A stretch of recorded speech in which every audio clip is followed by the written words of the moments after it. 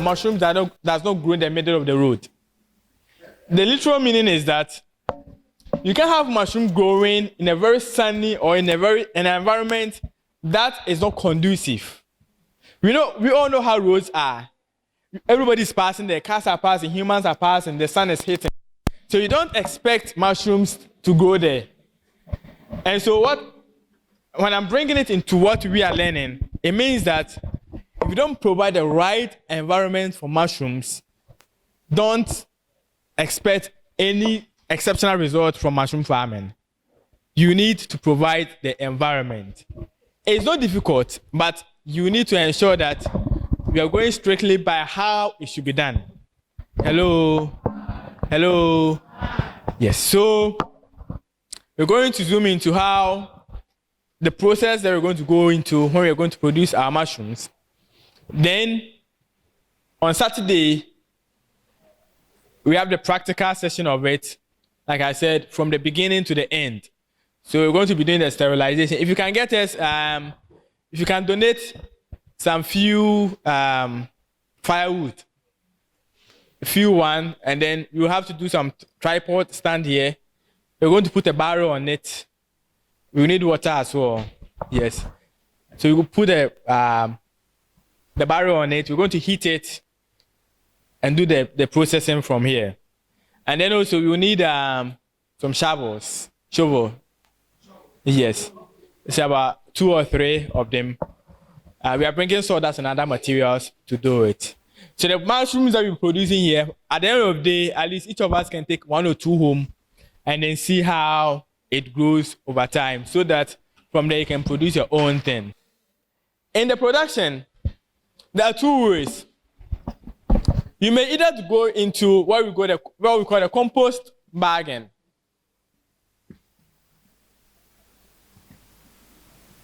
Or cropping.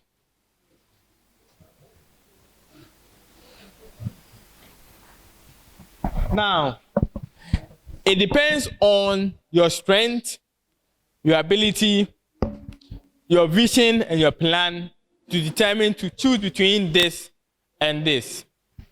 And then if you let me add the value addition.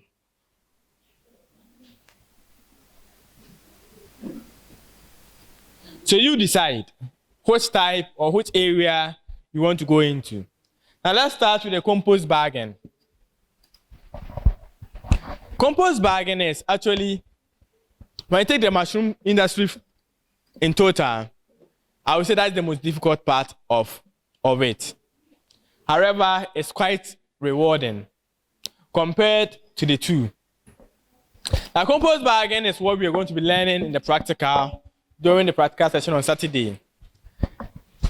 Let me come to the cropping, then we will finish up with the compost bag because it takes a lot of time to talk about this. Now, cropping is when, I don't know if you've visited people who are into mushroom production before. You go, like you said, you went there and then you saw some bags packed somewhere and there were mushrooms on it. If they didn't produce the bags from their farm, then what they're doing is what we call cropping. So that it's hassle-free.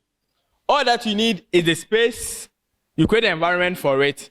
You go to this person, this producer, to buy your compost bags, you bring it to your house or you bring it to your facility, you open it and then you start watering. Then your mushrooms will start coming. It's the simplest form. So when you're doing this, the only thing that you need is the space. Once you have the space and the farmer you can buy from, you go there, buy your compost bags. You buy your compost bags and then bring it to your cropping house. Now the cropping house can be, it can be your room.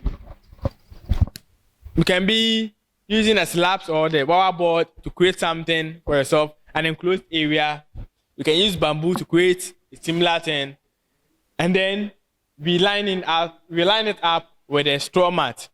Do you know straw mat, please?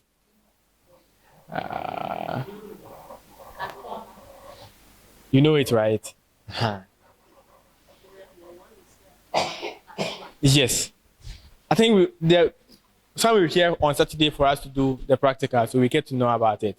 So yes, so with the cropping, all that you need to do is to have your structure, set it up, and then get the bags in there, water it, and your mushrooms will start coming. It's as simple as that. Now the value addition. What do we do here? It depends on you. Like I mentioned, now people are doing mushroom kebab. And it's more expensive than the meat kebab. People are doing mushroom wine. If you want to go into the mushroom wine, we can talk about it later. Mushroom wine. Some people are going into mushroom juices. So people are doing mushroom juice, mushroom ginger juice, mushroom what. They're doing their own concoctions. People are doing the dried mushroom and then making it into powder. So that if, let's assume that you're making a spices or you're making a food for a vegan, somebody that does not eat meat, maybe a shito, those that are into shito production, they use this mushroom powder a lot of times. So that when someone who doesn't eat meat wants the shito, what they do is that they just fetch or you scoop some of the powder into it, just like you're using meat or something else for the shito. So we have people who are doing the mushroom powder. We have people who are doing the mushroom tablet. So just like I'm here, if I just feel like just taking taking vitamin C tablet. That's how it's made. So you just take it like a food supplement, and then it gives you the energy that you want. So these are areas areas where we can add value. This is how we can add value to mushroom production. Like I've been saying, you don't necessarily have to go into the farming to make a business out of this. You just look at the area that you can easily do, and then you do it best. Now let's come back to the compost bagging.